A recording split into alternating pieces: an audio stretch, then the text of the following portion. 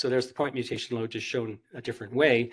It has a very high amount of copy number variation. So these are not quiet genomes. They're just low on point mutations, but very high, extraordinarily high on copy number variation. So there's lots of genomic changes going on. And it also exhibits a high degree of intratumoral heterogeneity, this idea that I started with. And this is data from a paper published by a colleague of mine, Saurabh Shah, a number of years ago now, where they sampled tumor sites, multiple tumor sites from the same patient, and subjected these to whole genome and transcriptome sequencing, and were able to put together the clonal phylogeny for each patient's tumor. So the family tree of the tumor clones, if you will, as shown here. And then they looked very carefully at each of these different tumor samples collected from different regions and inferred which of these clones were present at each site. So for example, this tumor site from the left pelvic region was composed predominantly of clone B from the tumor with a little bit of A thrown in there. And then down here, you can see some tumor sites that were more polyclonal in their character and made up of some of these later arising members of the clonal phylogeny. So you have a lot of clones being born and then spreading throughout the abdomen and creating these deposits. So on adding to that, there's some good news in all this, which is we have a very strong signal telling us that the immune system recognizes this cancer and that recognition matters. And so this story was really broke by George Koukas's group back in 2003, looking at the presence of tumor-infiltrating lymphocytes, or TIL. And in their initial study, they just looked at CD3 positive T cells. Others now, most of us have migrated to looking at CD8 positive T cells when looking at the T cell compartment. But the point is simply that patients who present with TIL in their tumor, as illustrated by this example, compared to patients with cold tumors that lack TIL, you can see there's a very marked survival advantage associated with the presence of these TIL. And this has held true. This is our data. There's the Koukas data. Really, it's been replicated now dozens of times for this disease and most other solid tumors as well. So this is something that gets me out of bed every morning, is just this knowledge that the immune response is there and it matters greatly for prognosis. So we just have to figure out how we can enhance this response in patients and how we can get it going in patients with the cold tumors. So given what I said previously, though, the more nuanced question is, how is the immune system dealing with all of this heterogeneity and the ability of tumors to continually evolve? So to get at this, we teamed up with Saurabh Shah and Rob Holt, and this was led by Alan Zhang, a graduate student in Saurabh's lab. And we did deep genomic and immunologic profiling of multiple tumor samples from a cohort of 38 HGSC patients. So collected the samples, did whole genomes, multicolor IHC, nanostring profiling, TCR and BCR sequencing, and just did our best to put together a really massive data set that would allow us to try and understand how the immune response is dealing with heterogeneity. And there's tons of data in that paper, and I want to get to the B cell part. So I'm just going to give you a few highlights on the T cell story, which really, I think, highlight why the B cell response matters. But one thing we learned is that TIL densities can vary widely within individual patients. And so this is an example from just one patient looking at 10 different anatomical sites and just simply counting epithelial CD8 positive TIL, 20 high-powered fields per site. And you can see the right fallopian tube sample was relatively cold for TIL in this patient. This omental sample was quite hot for TIL, and you can sort of see all points in between. So this idea that some cancer patients are hot and others are cold is obviously an oversimplification. And of course, there's other data backing this up as well. And I think we really need to think about each patient as potentially or likely having a mixture of hot, warm, and cold sites within them. And again, when we think about immunotherapy, we have to deal with that reality. So matching then the TIL data that I just showed you with what we knew about the clonal composition of these different tumor sites led to a really interesting finding, which is that the more monoclonal tumor sites, such as this one that I illustrated before, tended to be hot, meaning tended to have a good TIL response in them. And the more polyclonal sites, such as these, tended to be cold, lacking TIL. And that held up, had a good p-value across the entire cohort. So one can interpret this in a variety of different ways. It's just an association. But I think sort of the immunocentric interpretation of this, or one that certainly is reasonable, is something that we, Alan ended up calling immunological pruning. And it was the idea that, perhaps these tumor sites started out as being polyclonal, but the immune system did its job and was able to kill 9 out of the 10 of the clones. And what we're seeing in green here is the one clone that couldn't be killed off, that was immune resistant. At these sites, then one would further posit that they have some sort of force field around them, extracellular matrix or whatever it might be, that is blocking that TIL response, preventing the pruning from happening, and so creating a sanctuary for these tumor clones to survive and possibly continue to propagate. So that's just one possible model. What we additionally learned, and is consistent with that model, is when we look at the hot tumors, they showed signs of immune editing. And 2 examples, one is HLA allelic loss. So this is an example from just one patient in the study, looking at the family tree of the tumor again. And what we found was that there was allelic loss, loss of certain HLA alleles at these points in the tumor's evolution. And I don't mean downregulation of these, but rather actual loss from the genome. So of course, when you lose these HLA alleles, you lose the opportunity for the T cells to recognize any epitopes that they might have been presenting. We also saw statistical evidence of a loss of neoantigens or depletion of neoantigens in the hotter tumor sites.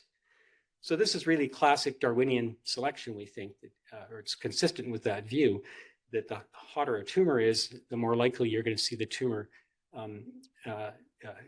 evolving to escape immune recognition. So again, there's a lot more in that study, but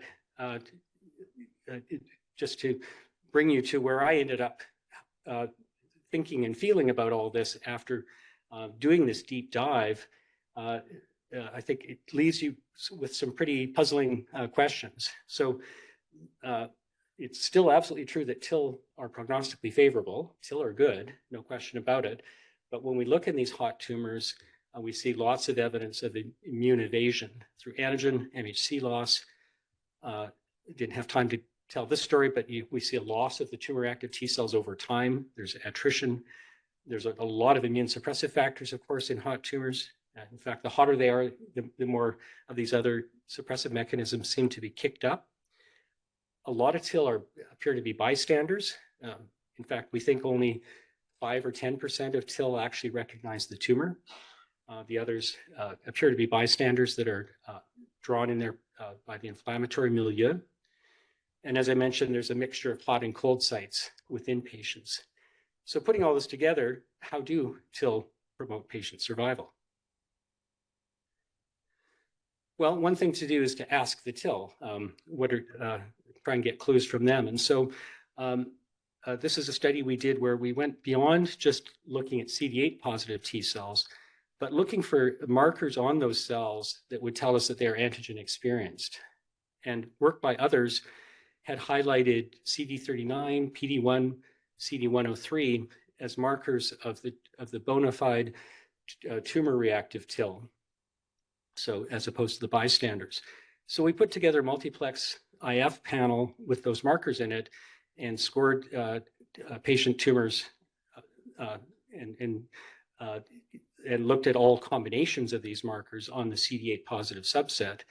And what we found is that these so-called triple positive CD8s that express all three of these markers are strongly associated with patient prognosis, whereas CD8 TIL that lack these markers also lack prognostic significance. So, supporting the idea then that these markers are doing their job and helping us tease out the tumor reactive TIL. We then did single cell RNA sequencing on samples and could then ask what's unique, which genes are unique to this triple positive subset. And a number of genes came up, but to kind of summarize, what we found is that these cells have highly cytolytic phenotypes. So coenzyme B, for example, is expressed. They've got lots of inhibitory receptors on their surface, and they make CXCL13, which is a chemokine that recruits B cells. And in fact, work going on in parallel by many other groups in other types of cancer have led to this very general view that tumor reactive T cells have a number of features, most of which I've just summarized, but including also they have an oligoclonal T cell repertoire. But really, one of the hallmarks has been production of CXCL13. So that's seen not only in ovarian cancer, but across other cancers as well. So this would suggest that the T cells are calling out for trying to recruit B cells into the tumor microenvironment. And work we had done before we even knew this, just by some simple histology, had already gotten us onto this idea that in the really hot tumors, you see not only T cells, which here are in brown, but also B cells, colored this pinkish color. And you can see that they're in there, they're side by side, they're holding hands. I think they are talking to each other, traveling together into the tumor microenvironment. And when we see evidence of both T cells and B cells on this blue line, those patients do better than patients where we see more just a T cell response, or patients with cold tumors who have neither T cells nor B cells. So this is an early clue to us that B cells are not only present, but when they are present, that's when you get the best prognosis. Fast forward 10 years or so, and we were part of a study from David Botel's lab, led by Dale Garced, looking at all manner of features in tumors from exceptional survivors. So these rare patients who survive 10 years or more with this disease, the question is, what's special about their tumors? So they did genome sequencing, transcriptome, all sorts of things. And the factors that were associated with long-term survival are indicated with these blue boxes. So you can see a number of things popped up, but relevant to what we're talking about, plasma cells were one of those factors that came out of the transcriptome data.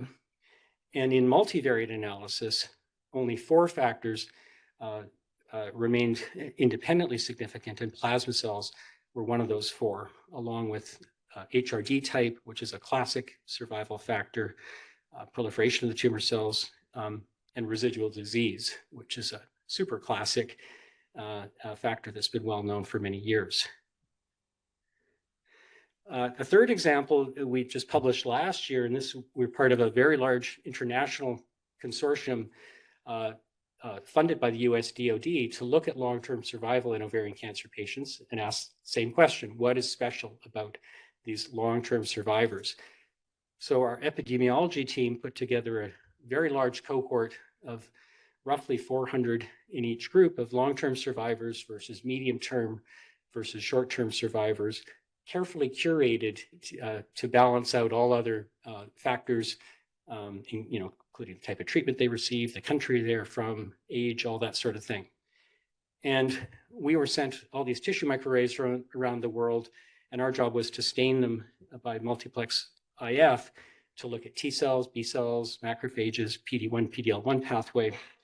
And we then sent the data back to the epidemiologists who crunched it and figured out what associations were present with long-term survivors. So I'm just showing you comparison of long-term survivors to short-term survivors.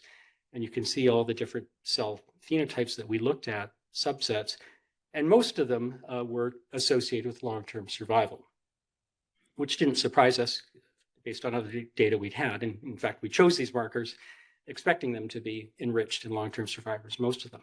So it was gratifying to see that hold up.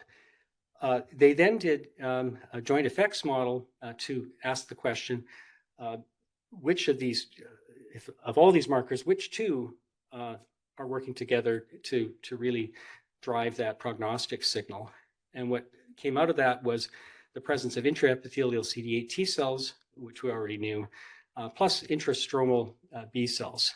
So the combination of those led to almost a 5-fold higher odds ratio of becoming a long-term survivor, which for the epidemiologists, that just blew their minds to see an odds ratio that high.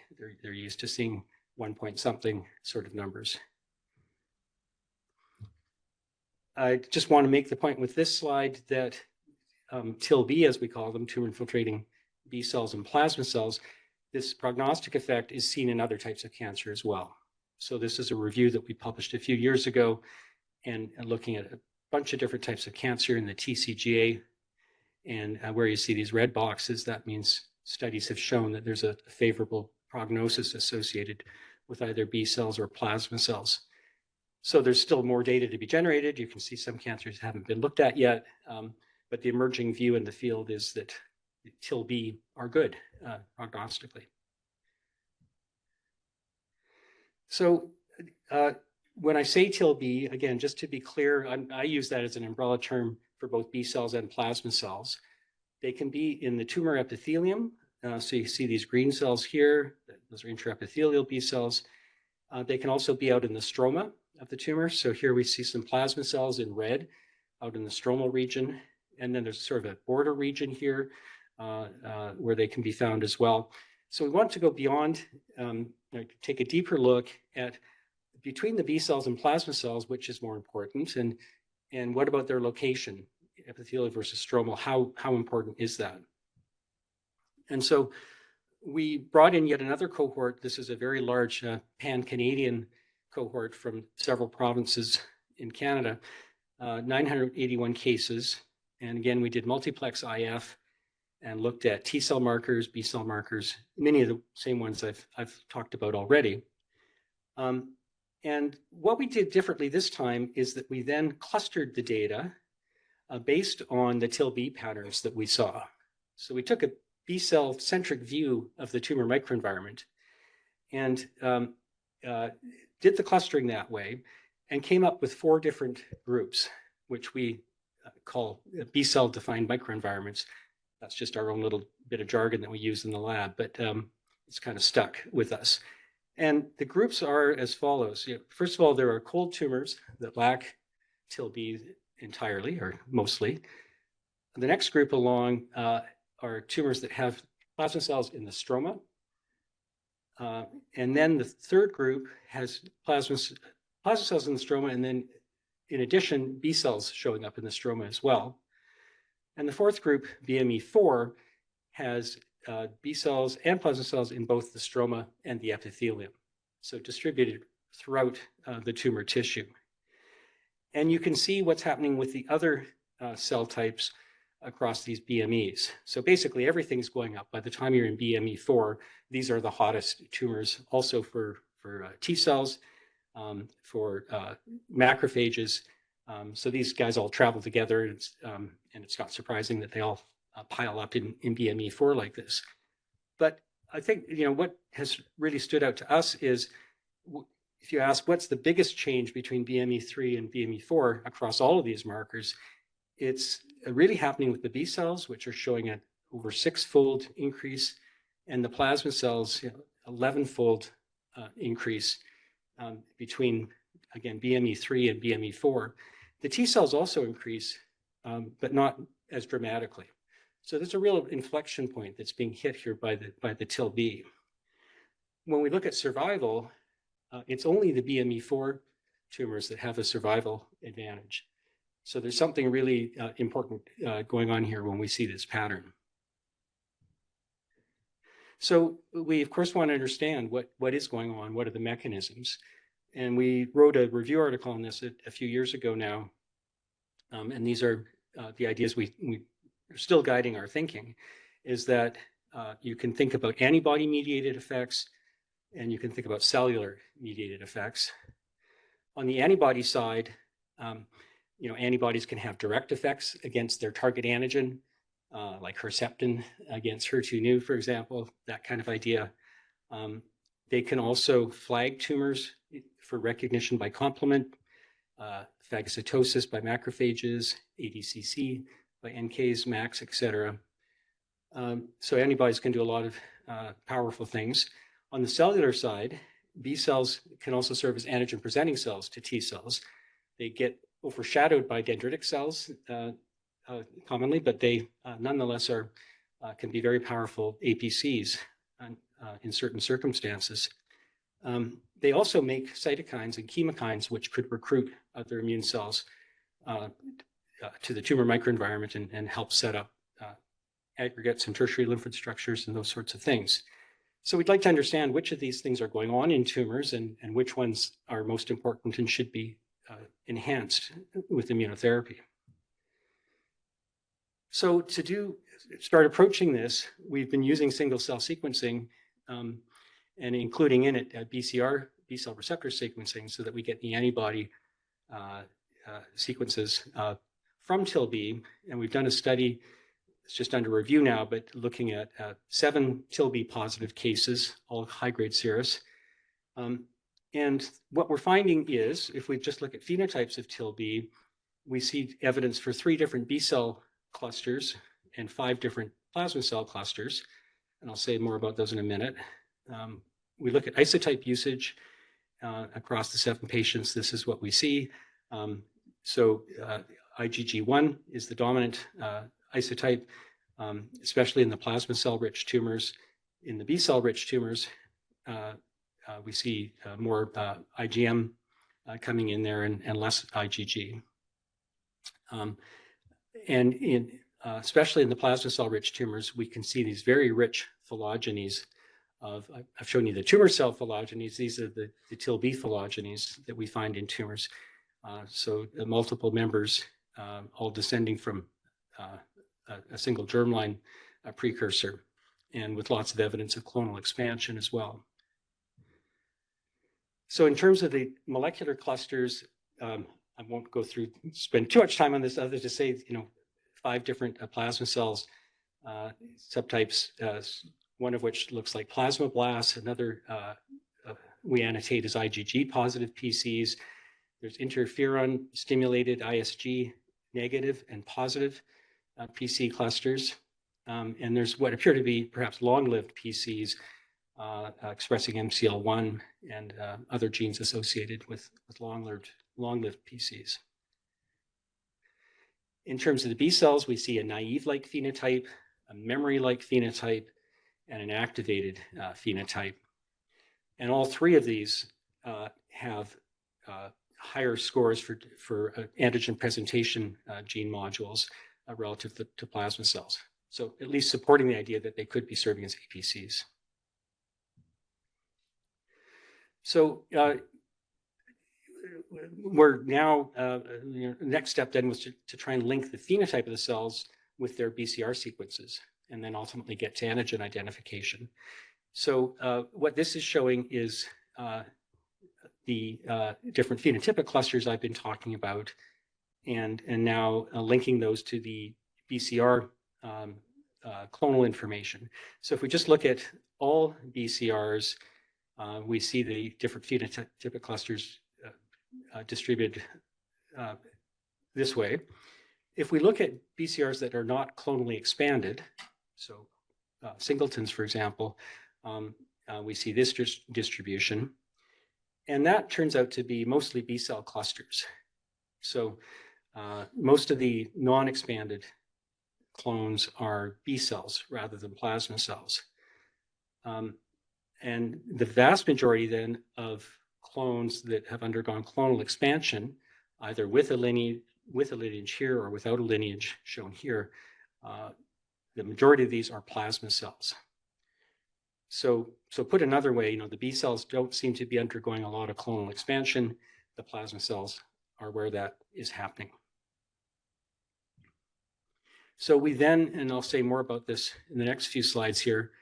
Just trying to get rid of that thing. There we go. We then have selected from this group 51 BCRs for which we made recombinant antibodies, and then have tried to figure out what antigens are being recognized. And the way we selected was we basically selected all clonally expanded BCRs, and we defined that as 5 or more cells observed in the data set across all 6 patients, and made recombinant antibodies. There we go. Okay. So the platform we're using, the way we're doing this, again, we start with scRNA-seq, and we get the BCR sequence. We get the matched heavy and light chains. We can then make recombinant antibodies in 293 T cells from these. And then now we have an antibody to work with. We do flow cytometry, Western blotting, IHC, things like that to try and understand, get a sense of what antigens are being recognized. And then for a few of these, then we've gone on to use the antibodies to immunoprecipitate the proteins that are being bound, and then using mass spectrometry to identify the antigens. We've also got a phage library screening method that we've used. So here's some of the flow cytometry data. So the experiment basically is set up like this. These are the different antibodies shown each on these different rows. And then we're showing the flow data against a number of cell lines indicated across the top here. Some of which are, they're all cell lines, so none of them are really normal, but so-called normal ovary cell line, 293 T cells, and then 3 examples of high-grade serous cell lines that are commonly used in the field. And we do both intracellular flow and cell surface flow. These are just showing some examples of some positive results that we see, very positive, clear shifts with a number of these TILB-derived antibodies. And I'll give you the summary in a minute. We also then see cell surface staining, as you can see, very clear examples of that against certain cell lines. And a very high hit rate. It's not hard to find these. By IHC, most of the antibodies don't work, but about 10% of them will stain by IHC. And so examples here are, here's an antibody that seems to recognize the cell membrane-associated protein on the tumors. This antibody is recognizing nuclear antigens, nuclear cytoplasmic pattern, or just a cytoplasmic pattern. So again, we don't know what the antigens are, but this is just sort of a quick first pass at this to get a sense of what kind of tissues express the antigens, which cell compartment, and so on. Putting it all together, and it's really been a ton of data and a heroic effort by my team, this is what we've learned. Starting with 6 patients, 51 antibodies, 82% of the antibodies were found to bind intracellular antigens by flow against at least 1 cell line in our panel. So again, a very high hit rate. It's not hard to find reactive antibodies. 20% of them bind cell surface antigens on 1 or more of the cell lines in our panel. And almost all are IgG1 based on the selection criteria that we used. In general, these antibodies, if they recognize 1 cell line, they'll recognize a few cell lines. None of them so far seem to be cancer specific versus some of our normal cell lines, but it's not completely open-ended here. Really quite surprisingly to us, and this is a heat map, I should just say, showing results for several antibodies from a long-term survivor cohort that we're studying. Despite seeing a lot of reactivity against ovarian cell lines, pancreatic cell lines, and so on, we don't see any reactivity against an endothelial cell line, HUVEC, or against Raji or Jurkat cells, despite these being, of course, human cell lines. So there seems to be some restriction to the tissue restriction to these antigens that we're picking up here, and perhaps it's something to, these might be epithelial antigens, for example, although I think there's a few rule breakers there, but that's the general picture that's emerging. Back to the molecular clusters that I talked about earlier, just showing the results, what we found for plasma cells again. We're now in a position, now knowing something about the reactivity of these 51 antibodies, to ask the question, is there a phenotype that's associated with tumor reactive antibodies versus the rest? And we do think we're getting a signal to that effect. And I'll start over here. If we just look at antibodies that are reactive to any cell line by any measure, so sort of any sort of reactivity, versus antibodies that are completely non-reactive by every assay we've done, we do see an expansion of the ISG negative and positive plasma cell clusters in the non-reactive group. I don't know what that means. If that means something to you, please let me know. But that's just the observation at this point. When we look at cell surface reactive antibodies versus non-cell surface reactive, there we see an increase in the plasmablast-like phenotype as well as the IgG positive plasma cell cluster. So the, I think, intriguing suggestion that there may be a phenotype that would allow us in future to predict tumor reactivity. Onto the mass spec identification. Show you two examples here. One is an antibody that we pulled from this lineage from patient D, and that was used for IPMS. And the hit that came out of that was a protein called KDM4A, lysine-specific histone demethylase. This is a nuclear antigen, very well studied people in the epigenetic field, and is seen to be mutated and elevated in a number of cancers. So it's got its own cancer story. And this is just ELISA data confirming that this antibody did indeed recognize KDM4A. A second hit we've had was from an antibody from this lineage. And there, what we pulled down was nuclear mitotic apparatus, or NUMA. It's a lower affinity antibody, as you can see, but nonetheless a really clear hit. And interestingly, NUMA is a known autoantibody target in lupus, Sjorgen's syndrome, and a few other autoimmune conditions. So giving a hint here that there may be overlap with autoimmune type B cell responses in these tumors. So we then thought about antibody evolution. So, textbook immunology, Immunology 101, would tell us that when B cells undergo somatic hypermutation and they then undergo clonal selection, and the subclones with the highest affinity, avidity for their antigen should become the dominant subclone. So you should get more antigen specificity out of this process. At the same time, there needs to be checks and balances against self-reactivity so that you don't end up generating self-reactive antibodies that could give you autoimmunity. So that's what the textbook tells us should be happening. But here we are seeing with TIL-B, we're seeing autoreactivity against self-antigens.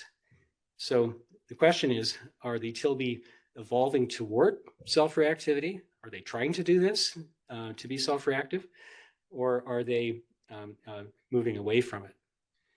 And so to address this, we've looked at it in a few ways. So I'll just tell you about the known antigens where it's sort of the cleanest experiment. So this is for KDM4A. Again, with the IP mass spec that was done with this antibody, we made recombinant versions of its siblings here, and then tested them all by ELISA for recognition of KDM4A. And we also made the germline antibody. So what we found was the germline antibody had sort of moderate affinity for KDM4A, but that was clearly increased in all four of the progeny that we tested. So indicating that this response evolved towards reactivity to KDM4A. We did the same experiment with the NUMA clonal family. Here it's a different type of lineage. It's a non-branched lineage, but we made these other two antibodies, M2 and M3, and tested them as well as germline. And here we found the germline antibody showed really negligible recognition of pneuma. And it was really, we got a little bit of recognition by M3, but it was really that index antibody M1 that was carrying that specificity. But nonetheless, using M1 as, again, that was also the most expanded clone within this family that would indicate that the response, again, is evolving towards reactivity. So in other words, TIL-B don't seem to have read the textbook. They're breaking the rules a bit here, and they are becoming more self-reactive, evolving towards that in the context of these tumors. So we actually think this is good news, and as I'll get to, I think this might be the magic of B cells, of TIL-B, of how they work. And there's also a lot that we've learned from autoimmunity and other settings that help us understand this conceptually. And so, you know, it's really well known that T cells and B cells can sort of do this dance together, and through a process of intra and intramolecular epitope spreading, you can have an immune response broaden from an initial epitope to additional epitopes. And in the setting of cancer, I think what's really exciting to think about is that you might have a T cell response against a neoantigen, a mutated antigen, perhaps that's the initiating event. Don't know that it is, but I think that's a reasonable way to think. And then that, through T cell B cell collaboration and epitope spreading, could give rise to both T cell and B cell recognition of wild type epitopes, flanking epitopes on the same protein, and possibly even associated proteins. And if that were to happen, then you would predict there'd be a reduced likelihood of immune evasion. You know, the tumor might be able to get rid of the neoantigen if it's not essential to the tumor, but it's now going to be stuck with this response to the wild type proteins. And if those are important proteins like NUMA and KDM4A, that might be a tough thing for the tumor to get rid of. So to get at this, we're taking a number of approaches, but one is using spatial transcriptomics, where we've modified the Visium platform to incorporate TCR sequencing and BCR sequencing so that we can look at individual T cell and B cell clones in situ and try and look at these relationships between the B cells and the T cells. So this is an example of an antibody that recognizes a cell surface antigen. It's one of our cell surface binders. Don't know what the antigen is, but there's the flow results. So that plasma cell is shown in green and blue. You can see where it's distributed throughout the tumor. And in red are T cells that statistically show positive co-localization with this plasma cell. And there's 6 T cell clones that met that criteria of significant co-localization. And so we can see there's a little bit of a party going on over here and over here, where perhaps this dance is going on. I'm just totally fantasizing at this point, but you know that perhaps these could be sites where there's that sort of collaboration going on, leading to epitope spreading. So we can now clone the TCRs from these T cells and test them, ask if they're recognizing the same antigen. We haven't done that yet, but that's on the list. Back to kind of where I started, I really emphasized the importance of the intraepithelial component to this. That's when you get survival, is when the B cells cross into the epithelium. So we're asking the question, with these B cells, TIL-B that we've not characterized very well, do we see them in the epithelium of the tumor, is the question. So again, using the spatial transcriptomics, we're able to get at that. So here's an example of one of our clones. This is the clonal phylogeny. This is one of the members that we made an antibody against and showed it's one of these intracellular binders by flow, as indicated here. This is the phenotypic composition of that subclone, and here are its siblings. And we can then visualize these in the tumor microenvironment. And among other interesting things about this, one thing we can say for sure is that we do see evidence that this tumor-reactive clone is in fact in both the stroma and epithelial compartments of the tumor.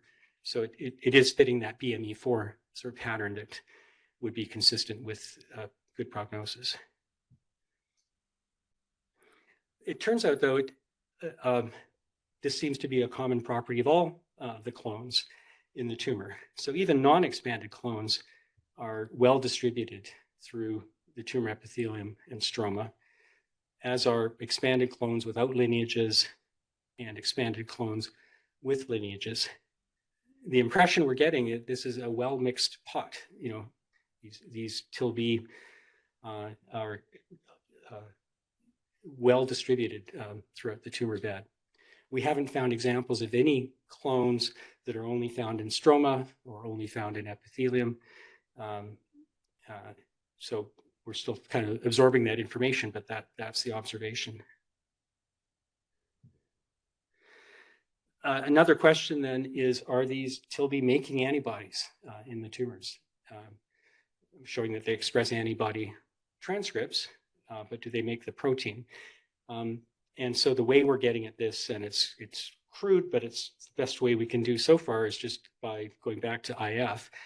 And so here's a tumor with some TIL-B in it, and we've spent a lot of time really perfecting a stain for just for IgG, so an anti-IgG antibody, just to ask, are there IgG deposits in the tumors where we see TIL-B? And so here's an example where we see nice deposits and including staining of some tumor cells. We've worked up IgA in the same way. And so we can see IgA overlaid there. IgA, our impression so far is often staining the blood vessels in tumors, which has got us thinking about, are there angiogenic effects going on here perhaps as part of this mechanism? And we've got IgM in there as well. And this case really illustrates an important point too, is that we can see all three antibodies isotypes in tumors, and they often have non-overlap, or somewhat overlapping, but not perfectly overlapping patterns, suggesting that they may be recognizing different antigens or possibly even different tumor clones. And then the T cells are in there as well. And so where we're taking this next is we've got the PhenoCycler Fusion instrument in now that allows us to do 30 plus plex staining. So we want to get the whole picture, the whole story here. So also be able to see the myeloids, NKs, endothelial cells, complement pathway we've become very interested in. Cleave caspase 3 to ask, where are the tumor cells actually dying and who's nearby, and so on. So just to really try and get a holistic view of what's going on here. And then finally, the question that may be going through your heads is this leading to systemic autoimmunity when you have this level of self-reactivity in the tumor? And so a couple of things we've done on that front is, again, with KDM4A and NUMA, once we got the ELISA established, we could do serology with the patient's serum. And so in the patient who had that KDM4A B cell response, we did detect it in the serum as well, both prior to treatment and 3 months after their primary treatment. So there was a systemic response in that case. With NUMA, we didn't see any evidence of a systemic response. And clearly we need to do this with more antigens before we can get a more complete picture. We've also sent all of our patient sera for standard clinical ANA testing. And as has been reported since the 1970s, cancer patients in general are a little high on the ANA score, but not crossing the threshold that would lead a rheumatologist to send them for further workup. But nonetheless, a hint there that there is a systemic response. And given that I showed you a lot of TIL-B seem to recognize nuclear antigen stuff, I think this ANA might be picking up those responses. And finally, I'll just mention we're working with the Botel and Garcet groups now, cloning antibodies from the TIL-B of long-term survivors. We just got some funding to do that, and so we're excited to see what might be unique about the TIL-B responses in these patients who did so well. So to wrap up then, TIL-T responses are critical for tumor control. I want to make it clear, I still love T cells as much as anybody else, but the best T cell responses are accompanied by B cell, TIL-B responses. What are the B cells doing? We're still not clear. I didn't say much about it because we haven't really spent much time studying them, but our current working hypothesis is they might be involved in antigen presentation to T cells. The plasma cells are where the action is with the antibodies. They're clonally expanded. They recognize self-proteins.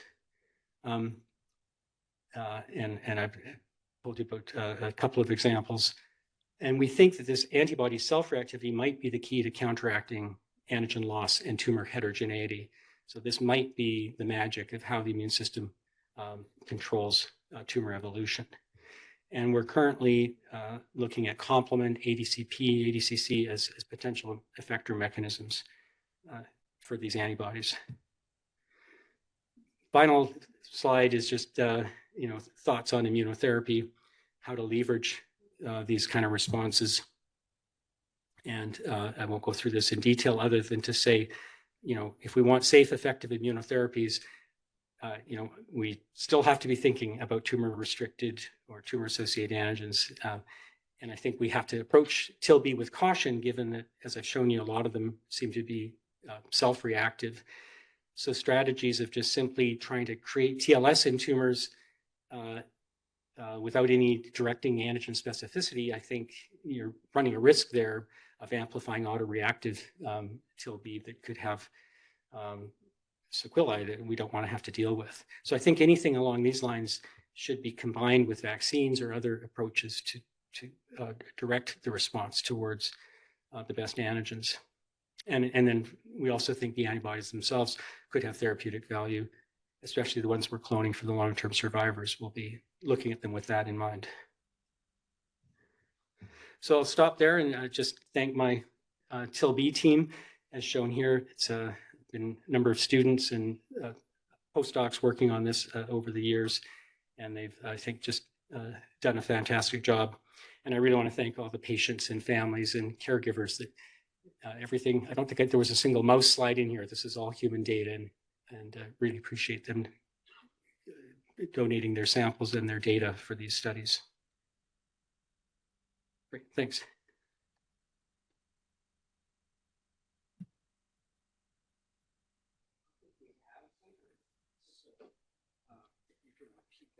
Sure, yeah. When you have more proteins at the epithelium, does that have to do with certain phenotype of these B cells, or is that a reflection of more default number of B cells in the stroma and some of them end up? Yeah, so the question is whether we see epithelial TIL-B, do they have a different phenotype, or is it just there's more of them?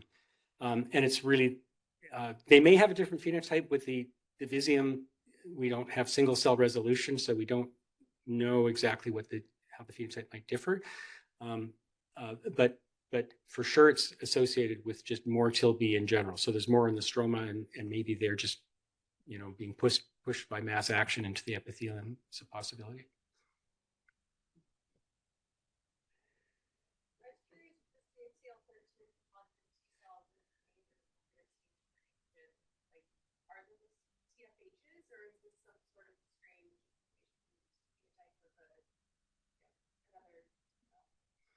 So the question is around the CXCL13 positive T cells. So yeah, CXCL13 is expressed by both CD8s and CD4s among TIL, like in human tumors. And so that on the CD4 side, those, I think most people think those are TFH or close to it. They could be TPH, T peripheral helpers.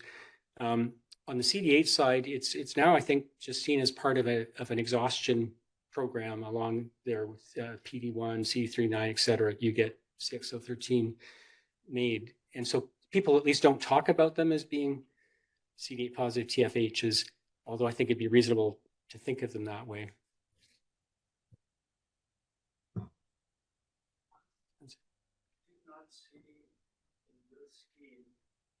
the cells that are called Tregs. So Tregs could either suppress the production of these antibodies, or it could suppress the tumor. So is there somehow balance? Are they relevant in this whole scheme? So the question is about Tregs, and are they there, and are they relevant? And you're right, I didn't talk about them. They're there for sure. In our scRNA-seq, they show up as a very clear cluster. Everything people say about Tregs in cancer, I believe to be true, or I have no reason to think otherwise, that they would be there playing a suppressive role. How they're acting on the B cell response is not something we've looked at. People that do look at that tend to be people looking at tertiary lymphoid structures and looking for the TF regs. They're found actually within the TLS themselves. And, I think the thinking there is that, yeah, those are an inhibitory factor that if eliminated, for example, you might unleash a stronger B cell response. So I hope that answers your questions, but yeah, I think that they could be playing an important role.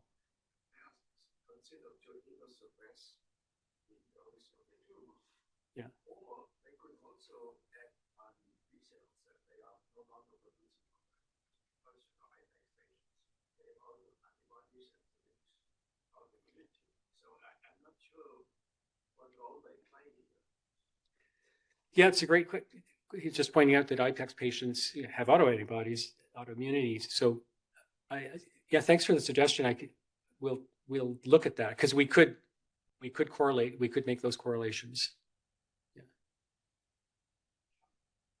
I think I know the answer to this question. You didn't tell us, but look, were there any of these autoantibodies that did you look and they're not there? Do you think they threw it away, or if you think that neoantigens are the primary driver of these specific antigens? Yes, the question is, do I think neoantigens are driving these antibody responses? Yeah. So one way to answer that would be to sequence the tumors and ask whether NUMA is mutated in the patient. So we're just in the process of sequencing the tumors, so we don't have that data. My prediction will be, I mean, it'd be fantastic if that was the result. I'd love that. My prediction is it's probably not going to be the case because this disease, again, low mutation burden. The average patient only has 50 point mutations, and so the chance of that being in NUMA, who knows? So I presented that as the model that it could start with the neoantigen, and maybe in a high neoantigen tumor like melanoma that might be more likely. But yeah, there's also, I think about post-translational modifications as being another type of neoantigen that would be a possibility as well. I have one final question. Okay. Yeah. So I think it's like well known that B cells, like peripheral tolerance, is not like super strong. So 20% of circulating B cells are self-reactive, but T cell tolerance is like, or the engineering of T cells, they're not generally self-reactive. So how do you think that B cells are able to present and activate T cells? Like, are those TCRs there? And if not, how would we engineer it? Okay, well, I could be wrong, but I thought there were a lot of self-reactive T cells in circulation as well. Okay, that's. I just can think of a study by Mark Davis from a number of years ago where people have a lot of diabetes-related self-reactive T cells in circulation, for example. I'm working from the assumption that there are autoreactive T cells participating in these responses, but haven't shown it. Maybe it would be good to know about that repertoire.